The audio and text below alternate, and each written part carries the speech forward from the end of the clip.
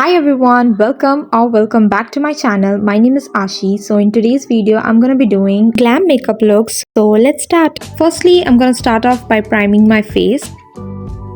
Next, I'm using this orange corrector and applying on the areas where I have pigmentation. Here I'm applying foundation all over my face and blending it with the beauty blender. Now here I'm applying concealer on my eyes. Today's eye look is gonna be super duper easy.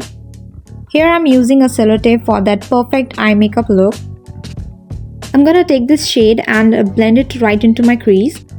Now taking this silver shimmer shade and applying on half of my eyelid. Then taking a black shade and applying over here. Now it's time to take off the sellotape. Now here I'm brushing my eyebrows and filling it. Now here I'm applying concealer under my eyes and blending it out.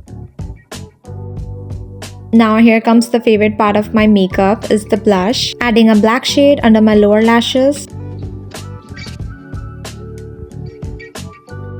Here I'm setting my makeup with a compact powder, lining my lips and then adding some nude shade.